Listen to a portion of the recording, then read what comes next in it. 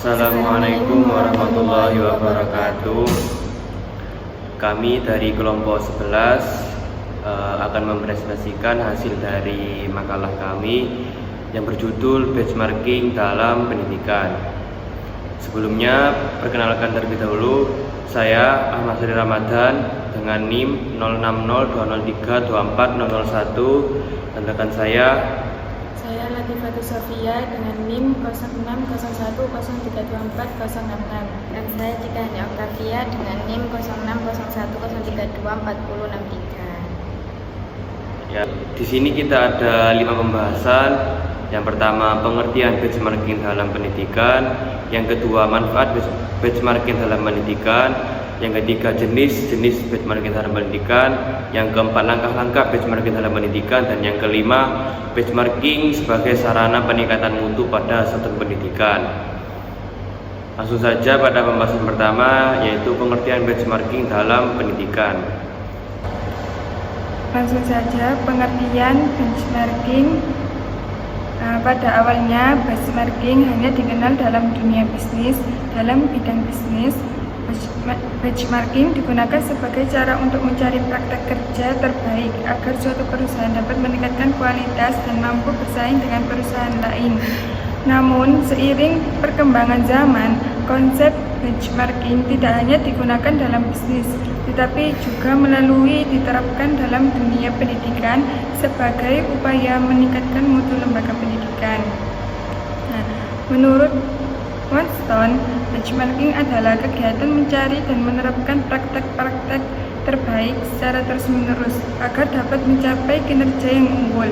Sedangkan menurut Coates dan Davis, benchmarking merupakan proses membandingkan dan mengukur proses kerja suatu organisasi dengan organisasi lain yang dianggap terbaik, baik dari dalam maupun luar institusi. Selain itu, menurut Primas Rokan, benchmarking bertujuan untuk menentukan standar atau tolak ukur yang ingin dicapai, baik dari segi metode maupun hasil dalam jangka waktu tertentu. Kemudian, Tejo Yuniarsi dan Suwanto menjelaskan bahwa benchmarking bukan hanya sekedar meniru, tetapi meniru yang disertai penyesuaian dan perbaikan sesuai kebutuhan organisasi. Jadi, berdasarkan pendapat para ahli tersebut, dapat disimpulkan bahwa benchmarking adalah proses membandingkan, mengukur, mempelajari, dan menyesuaikan praktek terbaik dari lembaga lain secara sistematis dan berkelanjutan untuk meningkatkan mutu dan kinerja organisasi. Dalam dunia pendidikan, benchmarking digunakan untuk membantu sekolah atau lembaga pendidikan untuk memperbaiki kualitas melalui penerapan metode, strategi, dan standar terbaik yang selanjutnya yaitu manfaat benchmarking. Manfaat benchmarking secara umum dapat dikelompokkan menjadi 3 kelompok, yaitu perubahan budaya, peningkatan kinerja, dan peningkatan kemampuan sumber daya manusia. Perubahan budaya yaitu tolak ukur memungkinkan lembaga pendidikan untuk menetapkan target kinerja baru yang realistis. Proses ini berperan besar dalam meyakinkan setiap orang dalam organisasi akan kredibilitas target yang ingin dicapai. Yang kedua yaitu peningkatan kinerja, yaitu memungkinkan lembaga pendidikan mengenai kesenjangan tertentu dalam kinerja dan memilih proses untuk perbaikan. Ini digunakan untuk mendesain ulang produk atau layanan untuk memenuhi harapan pelanggan. Yang ketiga yaitu peningkatan kemampuan sumber daya manusia. Melalui benchmarking, staf atau sumber daya manusia di lembaga pendidikan akan menyadari kekurangannya dibandingkan dengan lembaga terbaik, sehingga menimbulkan keinginan untuk meningkatkan kemampuan dan keterampilan. Baik, selanjutnya yaitu memasuki ke pembahasan yang nomor 3, yaitu jenis-jenis benchmarking. Di sini kami menemukan ada 2 jenis, yaitu yang pertama ada jenis benchmarking internal dan yang kedua yaitu benchmarking eksternal. Sebelumnya, untuk meningkatkan mutu secara berkelanjutan, suatu institusi itu perlu menetapkan standar baru yang lebih tinggi. Nah, untuk itu perlu dilakukan benchmarking sebagai inspirasi atau cita-cita. Ada dua jenis benchmarking yang sudah saya sebutkan tadi. Yang pertama saya akan menjelaskan tentang benchmarking internal terlebih dahulu. Benchmarking internal yaitu upaya pembandingan standar, kualitas, sistem kerja, ataupun hasil kerja antar bagian yang berada di dalam suatu institusi ataupun lembaga pendidikan.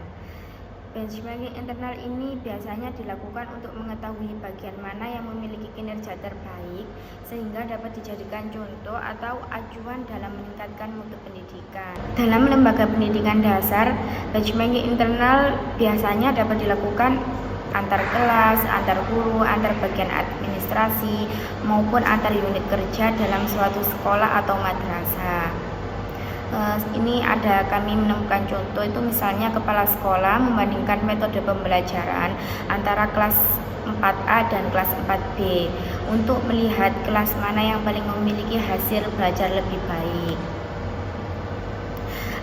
Di sisi lain, sekolah juga bisa dapat membandingkan kedisiplinan siswa, pengelolaan administrasi, maupun program pembelajaran antar guru dalam satu lembaga. Pokoknya kalau yang benchmarking internal ini biasanya proses pembandingan dalam sekolah itu sendiri. Selanjutnya yang kedua yaitu ada benchmarking eksternal. Benchmarking eksternal sendiri yaitu upaya pembandingan standar internal institusi terhadap standar eksternal institusi yang lain. Tujuannya untuk memperoleh informasi, pengalaman, dan praktik terbaik dari sekolah atau madrasah lain yang dianggap lebih unggul, sehingga dapat dijadikan acuan dalam meningkatkan mutu pendidikan. Di dalam pendidikan dasar itu sendiri, benchmarking eksternal biasanya dilakukan dengan membandingkan sistem pembelajaran, kualitas tenaga pendidik, pengelolaan sekolah, sarana prasarana maupun prestasi siswa dengan sekolah yang lain, baik di dalam maupun di luar daerah. Ini ada contohnya seperti sekolah dasar melakukan kunjungan ke sekolah unggulan untuk mempelajari metode pembelajaran yang lebih efektif atau sistem pengelolaan sekolah yang lebih baik. Di sini benchmarking eksternal sendiri itu membantu sekolah memperoleh wawasan baru dan mendorong munculnya inovasi dalam meningkatkan kualitas pendidikan. Pembahasan selanjutnya yaitu langkah-langkah benchmarking. Di sini kami menemukan beberapa tahapan untuk melakukan benchmarking. Yang pertama yaitu ada langkah perencanaan, analisis, integrasi, implementasi, dan kematangan. Yang pertama saya akan menjelaskan yang langkah pertama terlebih dahulu yaitu perencanaan. Di sini dalam langkah perencanaan ini ada beberapa tahap. Yang pertama yaitu menentukan bagian yang memerlukan perbaikan dan akan dijadikan objek benchmarking. Seperti bisa berupa seperti kualitas pembelajaran, sistem administrasi sekolah, kedisiplinan siswa, pengelolaan sarana prasarana, dan kinerja guru. Setelah itu, sekolah bisa mencari lembaga pendidikan lain yang dianggap lebih unggul dan berhasil dalam bidang yang sama untuk dijadikan mitra benchmarking. Misalnya sekolah itu bisa melakukan studi banding ke sekolah yang lebih unggulan untuk mempelajari sistem pembelajaran atau data yang diperlukan serta metode pengumpulan data. Selanjutnya tahap kedua yaitu ada analisis. Di sini data dan informasi yang telah diperoleh kemudian diolah dan dibandingkan untuk mengetahui pembedaan mutu antar sekolah sendiri dengan sekolah pembanding. Nah, melalui tahap ini sekolah dapat mengetahui kelebihan lembaga pembanding atau kekurangan lembaga sendiri serta kesenjangan mutu yang perlu diperbaiki. Kemudian tahap ketiga yaitu integrasi. Di tahap ini itu dilakukan apabila hasil analisis menunjukkan bahwa perubahan atau penerapan sistem baru layak dilaksanakan. Kemudian berikutnya yaitu ada tahap implementasi. Tahap ini merupakan penerapan hasil benchmarking sesuai dengan rencana yang telah disusun. Pada tahap ini sekolah mulai menggunakan sistem, metode, atau prosedur baru dalam kegiatan pendidikan sehari-hari, seperti penerapan metode pembelajaran baru ataupun apa yang lainnya.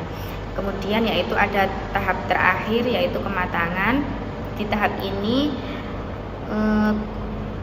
Tahap ini bisa tercapai ketika hasil benchmarking sudah menjadi bagian dari budaya kerja sekolah dan diterapkan secara berkelanjutan dalam seluruh kegiatan pendidikan.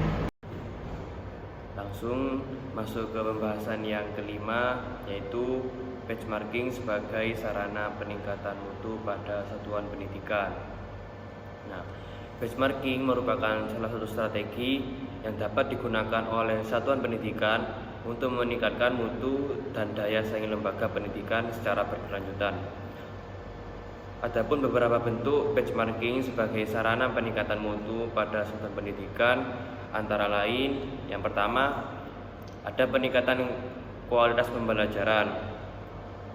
Nah, benchmarking membantu guru memperoleh referensi mengenai metode pembelajaran yang inovatif, penggunaan media pembelajaran modern, serta strategi pembelajaran yang dapat berjalan lebih efektif.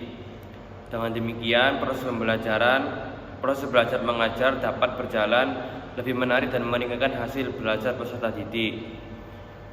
Terus yang kedua ada peningkatan kompetensi tenaga pendidik. Nah, melalui benchmarking, guru dan tenaga pendidik dapat mempelajari cara kerja, budaya organisasi, serta sistem pengelolaan pendidikan dari sekolah unggulan. Hal tersebut dapat meningkatkan kemampuan profesional dan motivasi kerja tenaga pendidik. Kemudian ada yang ketiga, perbaikan sistem manajemen sekolah. Benchmarking memungkinkan kepala sekolah mempelajari sistem administrasi, kepemimpinan, pelayanan pendidikan, serta pengelolaan sarana prasarana yang diterapkan oleh lembaga pendidikan lain, sehingga sekolah dapat melakukan perbaikan tata kelola secara lebih efektif. Kemudian ada yang keempat, meningkatkan budaya mutu sekolah. Kegiatan benchmarking dapat menumbuhkan budaya disiplin, budaya kerjasama, dan budaya inovasi dalam lingkungan sekolah, karena seluruh warga sekolah akan terdorong untuk terus melakukan perbaikan mutu secara berkelanjutan. Dan yang terakhir, yang kelima, meningkatkan daya saing lembaga pendidikan. Sekolah yang menerapkan benchmarking cenderung lebih mampu beradaptasi dengan perkembangan zaman dan kebutuhan masyarakat. Hal ini dapat meningkatkan kepercayaan masyarakat terhadap lembaga pendidikan serta memperkuat citra positif lembaga. Dalam pelaksanaannya, benchmarking dilakukan melalui kegiatan studi banding, observasi, diskusi, dokumentasi, dan pertukaran informasi dengan lembaga pendidikan yang menjadi mitra benchmarking.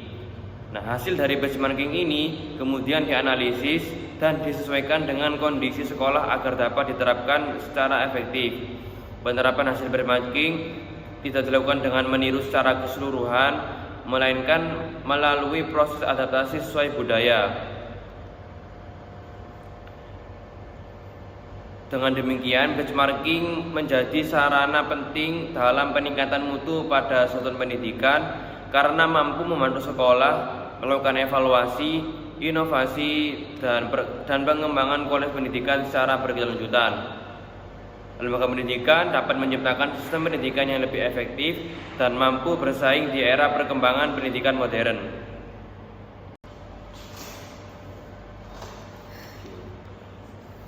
Jadi kesimpulan dari pembahasan kami yaitu benchmarking merupakan suatu proses perbandingan, pengukuran, dan penyesuaian terhadap praktik-praktik terbaik dari organisasi atau lembaga lain yang dilakukan secara sistematis dan berkelanjutan guna meningkatkan mutu dan kinerja organisasi.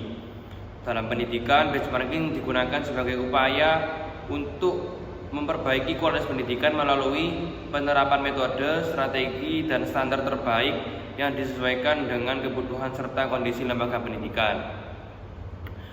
Manfaat dari benchmarking secara umum ada 3, yaitu yang pertama perubahan budaya, peningkatan kinerja, dan peningkatan kemampuan SDM. Kemudian benchmarking ada 2 jenis, yaitu benchmarking internal dan benchmarking eksternal. Kemudian langkah-langkah dari benchmarking yang paling sering digunakan pada lembaga pendidikan. Yang pertama ada perencanaan benchmarking, kedua analisis benchmarking, ketiga implementasi, dan keempat kematangan dari benchmarking. Dalam dunia pendidikan, benchmarking sebagai sarana pembelajaran untuk menemukan praktik terbaik yang disebut best practice yang dapat dihadapi sesuai dengan kebutuhan lembaga pendidikan.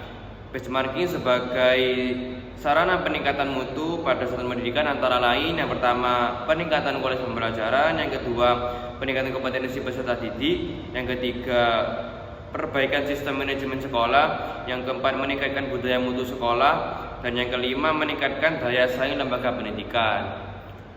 Sekian presentasi dari kelompok kami, kurang lebihnya mohon maaf. Assalamualaikum warahmatullahi wabarakatuh.